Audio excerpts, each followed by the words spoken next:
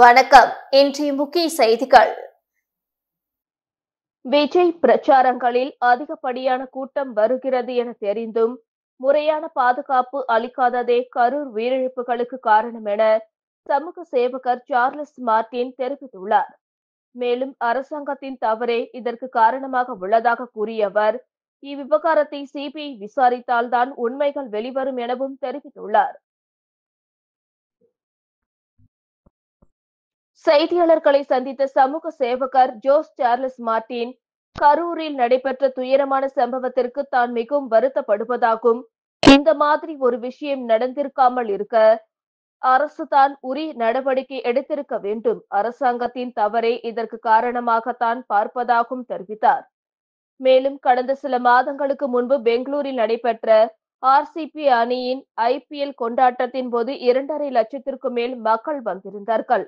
அதுபோன்ற ஒரு கூட்டத்தை சமாளிக்க முடியாமல் கிட்டத்தட்ட 11 பேர் உயிரிழந்தார்கள். இங்கோ 27,000 பேர் வந்ததற்கு இவ்வளவு பெரிய உயிரிழப்பு என்பது ஒரு மன்னிக்கக்கூடிய விஷயம் அல்ல. கரூரில் மின்சாரம் துண்டிக்கப்பட்டதாகவும் காவல்துறை தடியடி நடத்தியதாகவும் சொல்கிறார்கள். மக்கள் உயிர் மிகவும் முக்கியமான ஒரு விஷயம். மக்களுடைய நலன் மற்றும் உயிரை காப்பதற்கே பொது சேவைக்கு வருகின்றோம். ஆனால் அரசியல் நோக்கத்திற்காக இது போன்ற தவறான விஷயங்களை செய்யக்கூடாது. அதனை தான் முழுமையாக கண்டிப்பதாகவும், தமிழக அரசு இது போன்ற விஷயங்களின் சுறுசுறுப்பாக இருக்க வேண்டும். ஒரு விஷயம் நடந்து முடிந்த பிறகு அதனை ஆராய்வதை விட நடப்பதற்கு முன் அதனை தடுக்க நடவடிக்கை எடுக்க வேண்டும் என கேட்டுக்கொண்ட அவர், விஜய் வாரந்தோறும் மக்களை சந்தித்து வருகிறார். அவருக்கு அதிகப்படியான கூட்டம் வருகிறது என காவல்துறைக்கு தெரிகிறது. தெரிந்த பிறகு அவர்களுடைய பணி மக்களுக்கு பாதுகாப்பு அளிப்பதுதான். ஆனால் அதனை அவர்கள் செய்ய தவறிவிட்டதாகவும் குற்றம் சாட்டிய அவர், இவ்விவகாரத்தை சிபிஐ விசாரித்தால்தான் உண்மைகள் வெளிவரும் எனவும் கூறினார். இந்த உயிரிழப்புகள் என்பது யாரும் எதிர்பாராத ஒரு விஷயம் என்றாலும் இதில் உள்ள உண்மை தன்மைகளை ஊடகங்கள் தான் வெளிக்கொண்டு வர வேண்டும். பொதுமக்களுக்கு பாதுகாப்பு கொடுக்க வேண்டியது காவல்துறை மற்றும் அரசினுடைய கடமை. தமிழகத்தில் திமுக ஒரு கூட்டங்களை நடத்தும் போது முறையாக திட்டமிடலோடு நடத்துகிறார்கள். ஆனால் புதிதாக ஒருவர் அரசியலுக்கு வந்தால் அவர்களை தடுத்து நிறுத்த எல்லா வேலையும் செய்கிறார்கள் என குற்றம் சாட்டினார். இந்த மாதிரி ஒரு துயரமான சம்பவம் நடந்ததுக்கு நான் மிகவும் வருத்தப்படுகிறேன். இதுக்கு இழந்த உயிருக்கு நம்ம எந்த ஒரு பதிலும் சொல்ல முடியாது. அவங்க உண்மையா அவ்வளவு கஷ்டப்பட்டு இருப்பாங்க. இந்த மாதிரி ஒரு விஷயம் நடக்காம அரசாங்கம் அது உரிய நடவடிக்கை எடுத்திருக்கணும். இதுல அரசாங்கம் தவறுனது ஒரு பெரிய ஒரு காரணமா நான் கருதுகிறேன். நம்ம பெங்களூர்ல இந்த ஆர்சிபியோட சக்சஸ் ஈவெண்ட் பண்ணும்போது 2.5 லட்சம் மேல மக்கள் வந்திருந்தாங்க. அந்த மாதிரி ஒரு க்ரௌடு அதை மேனேஜ் பண்ண முடியாம இழந்த உயிரிழப்பு 11 பேரு. இங்க தமிழ்நாட்டுல 27,000 பேர் வந்ததுக்கு இவ்வளவு பெரிய உயிரிழப்புங்கிறது ஒரு மன்னிக்கத்தக்க கூடிய ஒரு விஷயமே அல்ல. இது கரண்ட் கட்டு பண்ணாம சொல்றாங்க, அங்க லத்தி சார்ஜ் பண்ணின்னு சொல்றாங்க. ஒரு மக்கள் உயிர் ரொம்ப முக்கியமான ஒரு விஷயம்.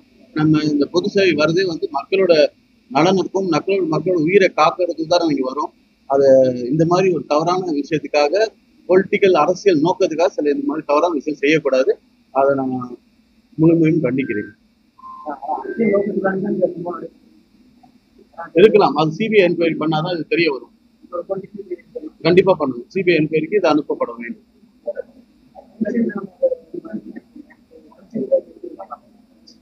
ஆமா, இப்ப இந்த போற சம்பவம் நடந்ததுன்னா இப்ப புதுச்சேரி பத்தி இப்ப நம்ம இந்த ஒரு கஷ்டமான ஒரு விஷயம் நடந்திருக்கு.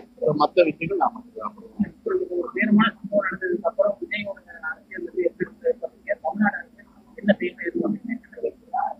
தமிழ்நாடு அரசு உண்மையாவே உரிய நடவடிக்கை ப்ரோஆக்டிவா இருக்கணும். எப்பவுமே ரியாக்டிவா இருக்கக்கூடாது. நடந்ததுக்கு அப்புறம் அதை என்னங்கிற போய் ஆராயக்கூடாது. நடக்க முன்னாடி இப்படி ஆகும். டெய்லி தான் அவர் ஒரு வாரமும் பண்ணிட்டு இருக்காரு. அவர் கூட்டம் வந்தாலே இவ்வளவு பெரிய கூட்டம் வருது தெரியும் போது காவல்துறையோட வேலை என்ன? இதுக்கு உரிய நடவடிக்கை ப்ரொடெக்ஷன் கொடுக்கணும். அதுதான் அவங்களோட வேலை. மக்களை காக்கக்கூடியதான் காவல்துறைன்னு வச்சிருக்காங்க. அந்த காக்கி சட்டை போட்டுட்டு இது மாதிரி தவறான விஷயங்கள்லாம் உடல் போறது நல்ல விஷயம் அல்ல. இது சிபிஐ என்கொயரி வச்சாதான் இது உண்மையான விஷயம். அது நம்ம எதுவுமே பத்தி சொல்ல முடியாது. சிபிஐ என்கொயரி வச்சதுக்கு அப்புறம் தான் இது உண்மையான விஷயம் என்னங்கிறது நம்ம கண்டுபிடிக்க முடியும்.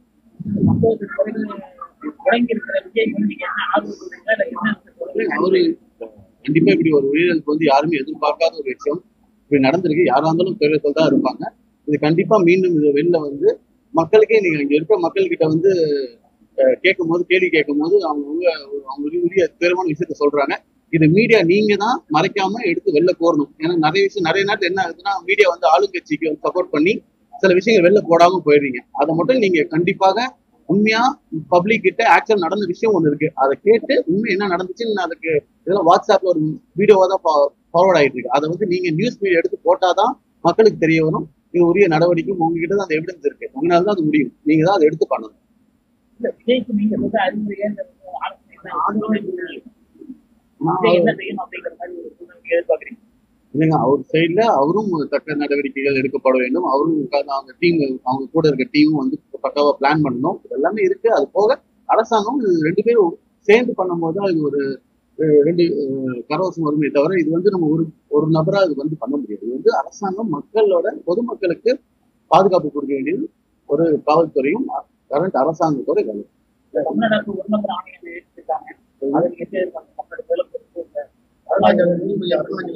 கண்டிப்பா அதுவும் நடக்கும். சிபிஐ என்கொயரி இருக்கும்போது இன்னும் கொஞ்சம் பெட்டரா வருது போது என்னோட நம்பிக்கை.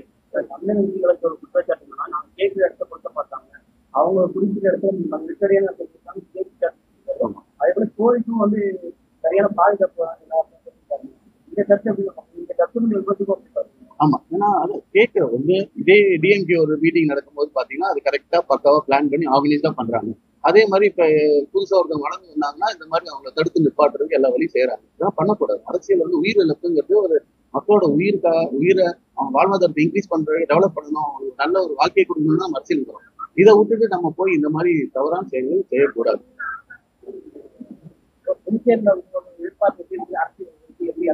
ஆமா, நீங்க ரொம்ப ரொம்ப மனசு வேதனையா இருக்கு. இங்க வந்து பாத்தீங்கன்னா குடிநீரே இல்லாம மக்கள் வந்து குடிநீர்ல கலப்படம் செஞ்சு கழிவுநீர் கலந்து மக்கள் உயிரிழப்பு நடக்குது.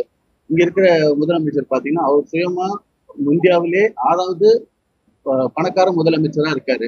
அவர் சொத்து பத்தெல்லாம் வளருதே தவிர ஏழை எளிய மக்களுக்கு வந்து உரிய விஷயங்கள் நடத்தப்படலை. நேற்று கூட நாங்க வந்து பின்தங்கிய மக்களை போய் நாங்க போய் பார்த்தோம். அவங்களுக்கு வந்து படுக்கிறதுக்கு ஒரு இடம் இல்லை. அவங்களுக்கு வந்து ஒரு பாம்பு கடிச்சு 2 குழந்தைங்க இறந்திருக்காங்க. அவங்க வீட்டுக்கு பட்டா மாத்தி தரல.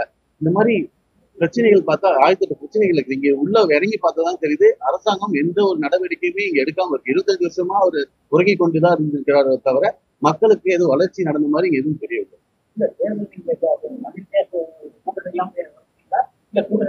அதெல்லாம் அது இப்ப ரொம்ப இதெல்லாம் வந்து ரொம்ப அடி அதெல்லாம் லேட்டஸ்ட் டேஸ்ல தெரியுது. இன்னைக்கு வந்து இருக்க பிரச்சனை ஒரு ஊருக்கும் போய் ஒரு பிரச்சனையை கேட்கும் போதுதான் தெரிய வருது இந்த மாதிரி நிறைய விஷயங்கள் வந்து கஷ்டப்படுறாங்க. நிறைய விஷயம் குறைகள்லாம் நமக்கு தெரிய வருது.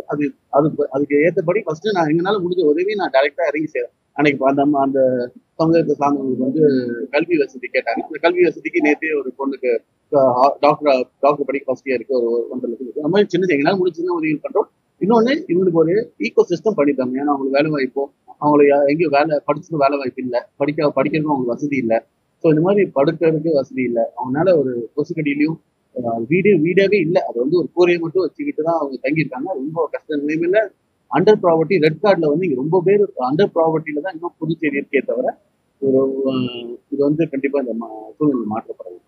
ஆட்சி மாற்றத்திற்கான உண்மைகளும் உங்களோட அது மக்களோட ஆதரவும் அனுப்புமாறு தான் நமக்கு தெரிய வரும். ஆனா நான் பார்த்த வரைக்கும் மக்கள் வந்து அரசாங்கம் தான் ரொம்ப அதிருப்தியில இருக்காங்க. அதை எப்படி வெளில கொண்டு வந்திருக்குன்னு தெரியல. ஏன்னா ரவுடிசம் அதிகமா இருக்கனால சொல்றவங்க எல்லாம் வெட்டி கொலை செஞ்சுறாங்க ஒரு பயம் இருக்கு. அதனால நிறைய விஷயங்கள் வெளியில வரமாட்டேங்குது. புதுச்சேரியில் மூடப்பட்டு கிடக்கும் ஏஎஃப்டி பஞ்சாலை மீண்டும் இயக்க சமூக சேவகர் சார்லஸ் மார்டின் முன்வந்துள்ள நிலையில் அவருக்கு ஒத்துழைப்பு அளித்து பஞ்சாலை இயக்க அரசு முன்வர வேண்டுமென ஏஎஃப்டி ஒருங்கிணைந்த ஊழியர்கள் கூட்டமைப்பினர் புதுச்சேரி அரசுக்கு கோரிக்கை வைத்துள்ளனர். இது குறித்து செய்தியாளர்களை சந்தித்த ஏஎஃப்டி ஒருங்கிணைந்த ஊழியர்கள் கூட்டமைப்பு பொதுச் செயலாளர் முத்தமிழன், புதுச்சேரியில் இயங்கி வந்த ஏஎஃப்டி பஞ்சாலை கடந்த 2020ஆம் ஆண்டு மூடப்பட்டது. இதனால் அதில் வேலை செய்த பல்லாயிரக்கணக்கான தொழிலாளர்கள் வேலை இழந்து தங்கள் வாழ்வாதாரத்தை இழந்துள்ளனர். இந்த பஞ்சாலை மூடப்பட்டதால் இதற்காக ஊழியர்களுக்கு சட்டப்படி வழங்க வேண்டிய நிலுவைத் தொகையும் இதுவரை வழங்கவில்லை. இதனால் தொழிலாளர்கள் மிகுந்த சிரமத்திற்கு ஆளாகியுள்ளனர். இதனிடையே நிலுவைத் தொகையை வழங்க கோரியும் பஞ்சாலையை மீண்டும் இயக்க வலியுறுத்தியும் கடந்த ஆண்டு டிசம்பர் மாதம் ஊழியர்கள் அனைவரும் மிகப்பெரிய போராட்டத்தை நடத்தினோம். அதில் பங்கேற்று எங்களுக்கு ஆதரவு அளித்த சமூக சேவகர் ஜோஸ் சார்லஸ் மார்டின் எங்களை வாழ்த்தி இந்த பஞ்சாலையை மீண்டும் திறக்க தயாராக உள்ளதாக தெரிவித்திருந்தார். அரசால் தான் இந்த பஞ்சாலையை நடத்த முடியவில்லை. ஒரு சமூக சேவகர் முன்வந்துள்ள நிலையில் அதற்கு அரசாங்கம் ஒத்துழைப்பு அளித்து பஞ்சாலையை நடத்த உதவி செய்ய வேண்டுமென கேட்டுக்கொண்டார். இது வேலை வாய்ப்பை உருவாக்கும் நிறுவனம். கிட்டத்தட்ட 10,000 இளைஞர்களுக்கு வேலை வாய்ப்பு வழங்க முடியும். அந்த அடிப்படையிலும் தொழிலாளர்கள் வறுமையை போக்கும் வகையிலும் இளைஞர்களின் கனவை நிறைவேற்றவும் ஜோஸ் சார்லஸ் மார்டினின் முயற்சிக்கு அரசாங்கம் அவரிடம் இந்த மில்லை ஒப்படைத்து மீண்டும் மில்லை இயக்க நடவடிக்கை எடுக்க வேண்டுமென தொழிலாளர்கள் சார்பாக கேட்டுக்கொள்வதாக தெரிவித்தார். புதுச்சேரி மாநிலம் காரைக்கால் பகுதியில் 2 தேசிய மக்கள் மன்றங்கள் திறக்கப்பட்டன. காரைக்கால் வடக்கு மற்றும் தெற்கு தொகுதிகளில் 2 தேசிய மக்கள் மன்றங்களை சமூக சேவகர் சார்லஸ் மார்டின் ரிப்பன் வெட்டி குத்துவிளக்கேற்றி திறந்து வைத்தார். தொடர்ந்து 2000க்கும் மேற்பட்ட ஏழை எளிய மக்களுக்கு நலத்திட்ட உதவிகளை அவர் வழங்கினார். நிகழ்ச்சியில் தேசிய மக்கள் மன்ற தலைவர் ரீகன் ஜான்குமார் உள்ளிட்ட ஏராளமான மக்கள் மன்ற நிர்வாகிகள் பங்கேற்றனர். புதுச்சேரியில் பழுது பார்க்க கொடுத்த மொபைலை சரி செய்யவில்லை என்பதால் கடை கண்ணாடியை அடித்து நொறுக்கும் சிசிடிவி காட்சிகள் வெளியாகி வைரலாகி வருகிறது. புதுச்சேரி திருக்கனூர் அடுத்த கைக்கிளப்பட்டு கிராமத்தை சேர்ந்தவர் திருமுருகன்.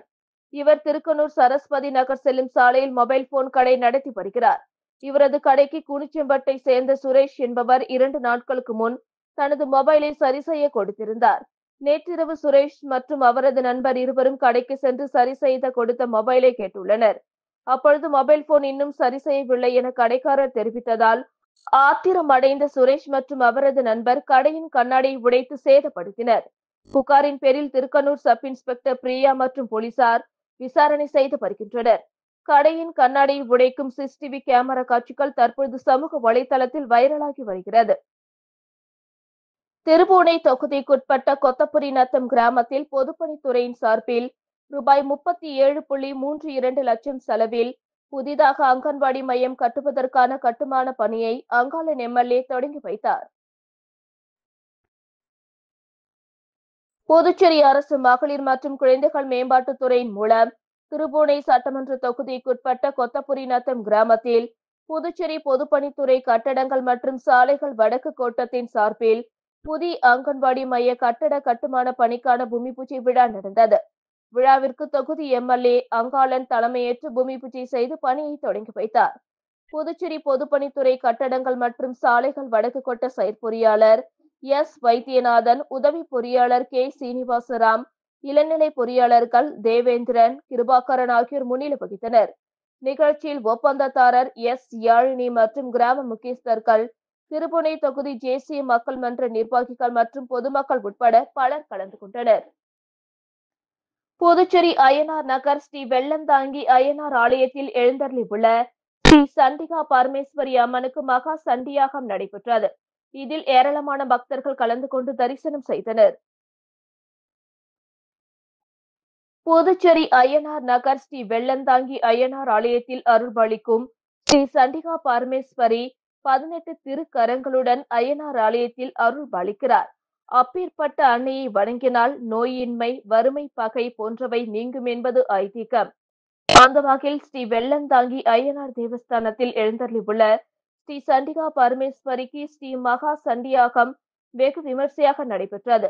இதனையொட்டி விக்னேஸ்வர பூஜை, கணபதி ஹோமம், நவக்கிரக ஹோமம், சப்த சதி பாராயணம், லட்சுமி ஹோமம் ஆகியவை நடைபெற்று தொடர்ந்து ஸ்ரீ சண்டிகா பரமேஸ்வரிக்கு ஸ்ரீ மகா சண்டியாகமும் நடைபெற்றது.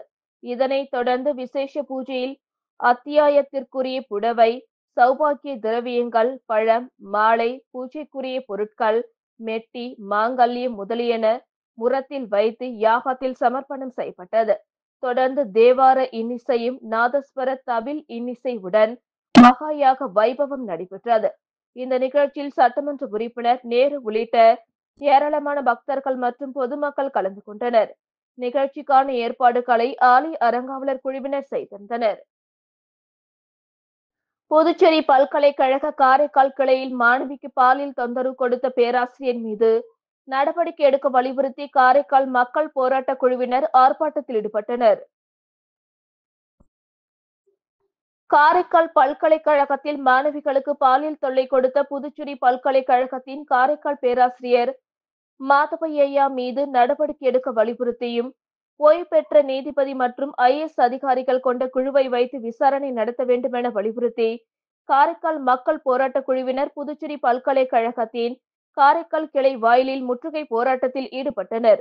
அப்பொழுது பல்கலைக்கழக நிர்வாகத்தை கண்டித்தும் துணைவேந்தர் துணைநிலை ஆளுநரை கண்டித்தும் கண்டன முழக்கங்களை எழுப்பி ஆர்ப்பாட்டத்தில் ஈடுபட்டனர். முற்றுகை போராட்டம் காரணமாக ஏராளமான போலீசார் பாதுகாப்பு பணியில் ஈடுபடுத்தப்பட்டிருந்தனர். காரைக்காலில் பெண்களுக்கான தற்காப்பு கலை அகாடமியை முன்னாள் சட்டமன்ற உறுப்பினர் கீதா ஆனந்த் ரிப்பன் வெட்டி திறந்து வைத்தார். காரைக்கால் மாவட்டத்தில் இந்தியாவில் முதன்முறையாக பெண்களுக்கென தற்காப்பு கலை அகாடமி மற்றும் XXX dragon martial arts women's அகாடமியின் துவக்க விழாவில் சிறப்பு அழைப்பாளராக முன்னாள் சட்டமன்ற உறுப்பினர் கீதா ஆனந்த் மற்றும் ஷாய் குவாங் டு association Mary Christian Alice Paul மற்றும் திருப்பட்டினம் காவல் நிலைய ஆய்வாளர் பத்மஸ்ரீ கேசவசுவாமி மற்றும் தமிழ் மாமணி விருது பெற்ற நாகராஜன் பொன்னி மற்றும் சாந்தகுமார் ஆகியோர் கலந்து கொண்டு ரிப்பன் வெட்டி குத்துவிளக்கேற்றி அகாடமியை திறந்து வைத்தனர்.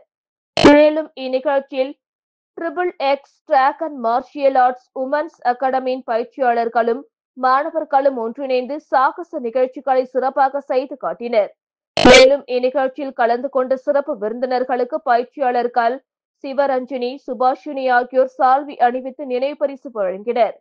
அகாடமி நிறுவனர் grand master doctor VRS Kumar இந்நிகழ்ச்சியில் கலந்து கொண்ட அனைவருக்கும் நன்றி கூறினார்.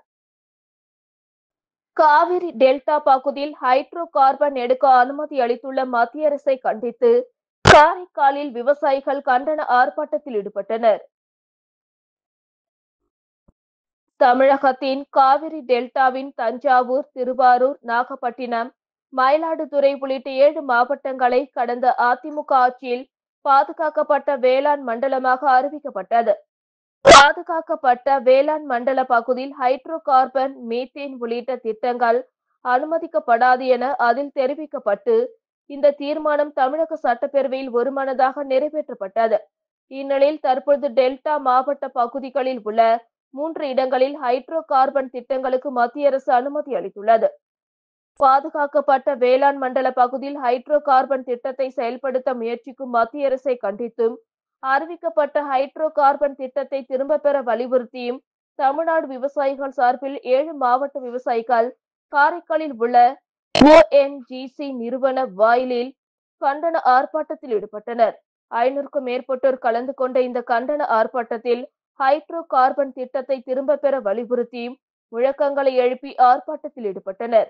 தமிழ்நாடு அரசு சட்டசபையில் நிறைவேற்றிய தீர்மானத்தை மத்திய அரசு அங்கீகரித்து சட்டப்பூர்வமான ஆணையை வெளியிட வேண்டுமென அவர்கள் கோரிக்கை விடுத்துள்ளனர். புதுச்சேரி கடற்கரை சாலையில் காந்தி பிறந்த நாளை முன்னிட்டு பாண்டி யாத்ரா நடைப்பயணத்தை கவர்னர் கைலாஷ்நாதன் துவக்கி வைத்தார். மகாத்மா காந்தி 156வது பிறந்த நாளை முன்னிட்டு தனியார் தொலைக்காட்சி மற்றும் உலக காந்தி மையம் சார்பில் காந்தி வேடம் அணிந்த 156 மாணவர்களின் பாண்டி யாத்ரா நடைப்பயணம் கடற்கரை சாலை காந்தி சிலை அருகே நேற்று நடந்தது. கவர்னர் கைலாஷ்நாதன் கலந்து கொண்டு மாணவர்களின் நடைப்பயணத்தை கொடியசைத்து துவக்கி வைத்தார். முன்னதாக காந்தி உருவ சிலைக்கு மலர் தூவி மரியாதை செலுத்தினார். தொடர்ந்து அவர் பேசுகையில், காந்தி வாழ்ந்த வாழ்க்கை மிகவும் எளிமையானது, ஆனால் அவருடைய பெருமை மிகவும் வலிமையானது. அன்பு மற்றும் அமைதியால் உலகத்தை வென்றார். அவருடைய 3 முக்கியமான கொள்கைகள் உண்மை, அகிம்சை, எளிமை. இன்று காந்தி வேடமிட்டு நிற்பது ஒரு அழகான நிகழ்ச்சி மட்டுமல்ல, நானும் காந்தியை போல் உண்மையுடன், அன்புடன், எளிமையுடன் வாழ்வேன் என மனதில் உறுதி கொள்ளுங்கள் என்றார். புதுச்சேரியில் பெண் உட்பட 4 பேர் மோசடி கும்பலிடம் ரூபாய் 9.13 லட்சத்தை இழந்துள்ளனர். முத்தியால்பேட்டையை சேர்ந்தவரை டெலிகிராம் மூலம் தொடர்பு கொண்ட மர்ம நபர் ஆன்லைனில் பகுதி நேர வேலையாக வர்த்தகத்தில் முதலீடு செய்து அதிக பணம் சம்பாதிக்கலாம் என கூறியுள்ளார். இதை நம்பி மர்ம நபர் தெரிவித்த ஆன்லைன் வர்த்தகத்தில் பல்வேறு தவணைகளாக ரூபாய் 4,43,600 ரூபாய் முதலீடு செய்துள்ளார். பின் அதன் மூலம் வந்த லாப பணத்தை எடுக்க முயன்றபோது முடியவில்லை. அதன் பிறகே மோசடி கும்பலிடம் பணத்தை இழந்தது தெரிய வந்தது. இதேபோல் ரெட்டியார்பாளையத்தை சேர்ந்தவர் ஆன்லைன் வர்த்தகத்தில் முதலீடு செய்து 2,23,225 ரூபாய், சாரம் பகுதியை சேர்ந்தவர் 67,000, ரெட்டியார்பாளையத்தை சேர்ந்த பெண் குறைந்த வட்டிக்கு லோன் பெற விண்ணப்பித்து 1,79,334 என மொத்தம் 4 பேர் மோசடி கும்பலிடம் 9,13,159 ரூபாயை இழந்துள்ளனர். இது குறித்து சைபர் கிரைம் போலீசார் வழக்கு பதிந்து விசாரித்து வருகின்றனர். ஆணவ படுகொலைக்கு எதிராக சிறப்பு சட்டம் இயற்ற வேண்டும் என்று அகில இந்திய வழக்கறிஞர்கள் சங்கத்தின் தமிழ்நாடு புதுச்சேரி மாநில குழு கூட்டத்தில் தீர்மானம் நிறைவேற்றப்பட்டது. அகில இந்திய வழக்கறிஞர்கள் சங்கத்தின் தமிழ்நாடு புதுச்சேரி மாநில குழு கூட்டம் உருளையன்பேட்டை முல்லை நகர் மூவேந்தர் வீதியில் உள்ள அரசு ஊழியர்கள் சங்க அலுவலகத்தில் கூட்டம் நடைபெற்றது. இதில் தமிழ்நாடு மாநில செயலாளர் சிவகுமார், தலைமை தாங்க தேசிய நிர்வாகி முத்து அமுதநாதன், மாநில பொருளாளர் கோச்மீன், தேசிய குழு உறுப்பினர்கள் இளங்கோ, சரவணன் உள்ளிட்ட வழக்கறிஞர்கள் கலந்து கொண்டனர். இந்த கூட்டத்தில் புதுச்சேரியில் உயர்நீதிமன்ற கிளை உடனடியாக அமைக்க வேண்டும், ஆணவ படுகொலைக்கு எதிராக சிறப்பு சட்டம் இயற்ற வேண்டும், வழக்கறிஞர்களின் சேம நல நிதியை அதிகரித்து 20 லட்சம் முதல் 25 லட்சம் ரூபாய் வரை வழங்க வேண்டும் என்பன போன்ற தீர்மானம் நிறைவேற்றப்பட்டது. புதுச்சேரியில் 8 கோடி ரூபாயில் மேம்படுத்தப்பட்ட சின்ன வாய்க்காலை மழைக்காலம் தொடங்குவதற்குள் சீரமைக்க வேண்டுமென கோரிக்கை குரல் எழுந்துள்ளது. புதுச்சேரி நகர பகுதியில் பெரிய வாய்க்கால், சின்ன வாய்க்கால் ஆகியவை பிரதான மழைநீர் வடிகால் வாய்க்காலாக உள்ளன. இதில் அண்ணா சாலை முதல் செஞ்சி சாலை வரை 800 மீட்டர் நீளமுள்ள சின்ன வாய்க்காலை ஸ்மார்ட் சிட்டி திட்டத்தின் கீழ் ரூபாய் 8 கோடி மதிப்பில் 4 ஆண்டுகளுக்கு முன்பு மேம்படுத்தப்பட்டது. பொதுமக்கள் இருபுறமும் குப்பைகளை வீசாத வகையில் இரும்பு தடுப்புகள், இரவில் ஜொலிக்கும் அலங்கார விளக்குகள் மற்றும் 800 மீட்டர் நீளமுள்ள சின்ன வாய்க்கால் சாலை நடைபயிற்சி மேற்கொள்ளும் வகையில் அமைக்கப்பட்டது. ஆனால் தற்பொழுது பொதுமக்கள் பயன்படுத்த முடியாத வகையில் சின்ன வாய்க்கால் வீதி அலங்கோலமாக காட்சியளிக்கிறது. அண்ணா சாலை முதல் செஞ்சி சாலை வரை இருபுறமும் குப்பைகள் கிடப்பதால் துர்நாற்றம் வீசுகிறது. இடையே உள்ள 4 பாலங்களும் சேதமடைந்துள்ளதால் வாகன ஓட்டிகள் மிகவும் சிரமப்படுகின்றனர். மேலும் சாலை முழுவதும் அமைக்கப்பட்டுள்ள தெரு விளக்குகளில் பல எரியவில்லை. பெரும்பாலான இடங்களில் குப்பைகள் தேங்கி நிற்பதால் சுகாதார சீர்கேடு ஏற்படும் அபாயம் உள்ளது. வாய்க்கால் ஓரம் அரசு மற்றும் தனியார் பள்ளிகள், குடியிருப்புகள் உள்ள நிலையில் மழைக்காலம் தொடங்குவதற்கு உடனடியாக சின்ன வாய்க்காலை சீர்படுத்த வேண்டுமென அப்பகுதி மக்கள் கோரிக்கை விடுத்துள்ளனர். Chevalier doctor V G. சந்தோஷம் பிறந்த நாளை முன்னிட்டு புதுவை தமிழ் சங்கம் சார்பில் அவரது சேவையை பாராட்டி அமைச்சர் லட்சுமி நாராயணன் விருது வழங்கி கௌரவித்தார். புதுவை தமிழ் சங்கம் சார்பில் மக்கள் கவிஞர் தமிழ்வொலி 102வது பிறந்தநாள் விழா மற்றும் செவாலியே டாக்டர் வி.ஜி. சந்தோஷம் 89வது பிறந்தநாள் விழா தமிழ் சங்க வளாகத்தில் நடைபெற்றது. தமிழ் சங்க நிர்வாகிகள் முன்னிலையில் நடைபெற்ற விழாவில் சிறப்பு விருந்தினராக அமைச்சர் லட்சுமி நாராயணன் கலந்து கொண்டு வி.ஜி. சந்தோஷம் அவர்களுக்கு விருதுகள் மற்றும் சால்வை அணிவித்து கௌரவப்படுத்தினார். இந்த நிகழ்ச்சியில் அசிஸ்ட் வேர்ல்ட் ரெக்கார்ட் நிறுவனர் ராஜேந்திரன், என்ஆர் காங்கிரஸ் உருளையன்பேட்டை தொகுதி தலைவர் ஓம் சக்தி ரமேஷ், சமூக ஆர்வலர் நாராயணசாமி உட்பட பலர் கலந்து கொண்டனர். புதுச்சேரி பாஜக சார்பில் கரூர் விஜய் பிரச்சாரத்தில் உயிரிழந்தவர்களுக்கு பாஜக மாநில தலைவர் ராமலிங்கம் தலைமையில் அஞ்சலி செலுத்தப்பட்டது. கரூர் விஜய் பிரச்சாரத்தில் உயிரிழந்தவர்களுக்கு புதுச்சேரி பாரதிய ஜனதா கட்சி சார்பில் அஞ்சலி செலுத்தும் நிகழ்ச்சி பாஜக தலைமை அலுவலகம் அருகே இன்று நடைபெற்றது. இதில் மாநில தலைவர் ராமலிங்கம், அமைச்சர் நமச்சிவாயம், எம்எல்ஏ கல்யாண சுந்தரம், நியமன எம்எல்ஏ செல்வம், மாநில பொதுச் செயலாளர் மோகன்குமார், துணைத் தலைவர் ஜெயலட்சுமி, மாநில செயலாளர் கௌரி சங்கர், மாநில ஊடக பிரிவு தலைவர் நாகேஸ்வரன், மாநில இளைஞரணி தலைவர் வருண் உட்பட பாஜக நிர்வாகிகள், தொண்டர்கள் உயிரிழந்தவர்களின் படத்திற்கு மலர் தூவி அஞ்சலி செலுத்தினர். புதுச்சேரி உருளையன்பேட்டை மோடி மக்கள் சேவை மைய நிறுவனர் பிரபுதாஸ் தலைமையில் பாரதிய ஜனதா சார்பில் தொகுதியில் மாபெரும் இரத்த தான முகாம் நடைபெற்றது. புதுச்சேரியில் மாண்புமிகு பாரத பிரதமர் நரேந்திர மோடி அவர்களின் 75வது பிறந்தநாள் விழாவினை முன்னிட்டு மோடி மக்கள் சேவை மையம் சார்பில் பிரபுதாஸ் தலைமையில் உருளையன்பேட்டை தொகுதியில் மாபெரும் ரத்த தான முகாம் நடைபெற்றது. இந்நிகழ்ச்சியில் 100க்கும் மேற்பட்டோர் குருதி கொடை கொடுத்தனர். இந்நிகழ்ச்சியில் பன்னீர்செல்வம், உருளையன்பேட்டை பொறுப்பாளர் மூர்த்தி, மாநில ஆன்மீக மற்றும் ஆலயம் அமைப்பாளர் சாய் சுதாகர், மாநில மகளிர் அணி செயலாளர் கீதா, டி ராஜன், முன்னாள் கவுன்சிலர் வைத்தியநாதன், மாநில பொதுக்குழு உறுப்பினர் வாணிதாசன் மற்றும் உருளையன்பேட்டை தொகுதி பாஜக முக்கிய பிரமுகர்கள், பொதுமக்கள் என ஏராளமானோர் கலந்து கொண்டனர். வில்லியனூர் சாமியார் தோப்பு பகுதியில் கஞ்சா விற்பனை செய்த 3 பேரை வில்லியனூர் போலீசார் மடக்கி பிடித்து விசாரணை மேற்கொண்டு அவர்களிடம் இருந்த கஞ்சா மற்றும் செல்போனை பறிமுதல் செய்து குற்றவாளியை சிறையில் அடைத்தனர்.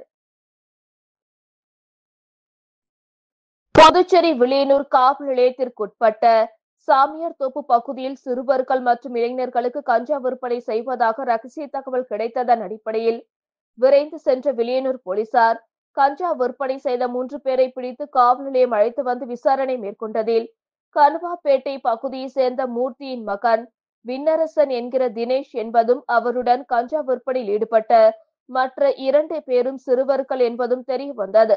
இதையடுத்து மேற்கு காவல் கண்காணிப்பாளர் சுப்பிரமணியன் உத்தரவின் பேரில் வட்ட ஆய்வாளர் கலைசெல்வன் மேற்பார்வையில் வில்லியனூர் காவல் நிலைய உதவி ஆய்வாளர் திருமுருகன் தலைமையிலான போலீசார் மேலும் விசாரணை மேற்கொண்டதில் அவர்களிடமிருந்து சுமார் 40,000 மதிப்பிலான 500 கிராம் கஞ்சா மற்றும் ஒரு செல்போன் ஆகியவற்றை பறிமுதல் செய்து விசாரணை மேற்கொண்டதில் விண்ணரசன் என்கிற தினேஷ் மீது 2 கஞ்சா வழக்குகள் மற்றும் வழிப்பறி வழக்கு நிலுவையில் உள்ளதாகவும் கஞ்சா விற்பனை செய்ததற்கு உறுதுணையாக இருந்தவர் ஏற்கனவே சிறையில் அடைக்கப்பட்டுள்ள தாடி ஐயனார் என்பதும் தெரிய வந்தது. இதனை அடுத்து கஞ்சா குற்றவாளி மீது வழக்கு பதிந்து மேஜிஸ்திரேட் முன்னிலையில் ஆஜர்படுத்தி சிறையில் அடைத்தனர்.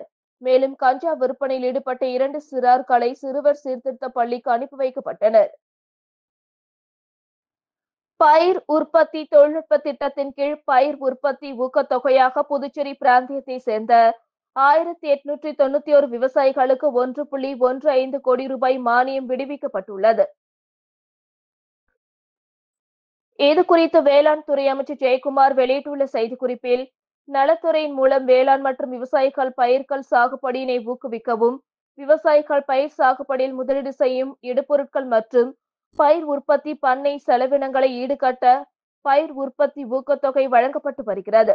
இந்த ஊக்கத்தொகையில் தீவன பயிர் சாகுபடி செய்யவும் பொதுப்பிரிவு விவசாயிகள் 34 பேருக்கு ரூபாய் 2,30,480 ரூபாய், பயிர் வகைகள் சாகுபடி செய்யும் 1,279 பொதுப்பிரிவு விவசாயிகளுக்கு ரூபாய் 57,79,280 ரூபாய், மணிலா சாகுபடி செய்யும் 521 விவசாயிகளுக்கு ரூபாய் 52,71,520 ரூபாய், சிறுதானிய மற்றும் பருத்தி சாகுபடி செய்யும் 16 விவசாயிகளுக்கு ரூபாய் 1,03,490 ரூபாய் என மொத்தம் 1,816 விவசாயிகளுக்கு ரூபாய் 1,11,46,290 ரூபாய் மானியம் சம்பந்தப்பட்ட விவசாயிகளின் வங்கிக் கணக்கில் நேரடியாக செலுத்தப்பட்டுள்ளது. இத்துடன் பயிர் வகைகள் மற்றும் மணிலா சாகுபடி செய்யும் அட்டவணையின விவசாயிகள் 75 பேருக்கு ரூபாய் 3,55,000 மானியம் சம்பந்தப்பட்ட விவசாயிகளின் வங்கிக் கணக்கில் நேரடியாக செலுத்தப்பட்டுள்ளது என குறிப்பிடப்பட்டுள்ளது. இத்துடன் செய்திகள் நிறைவடைந்தன. வணக்கம்.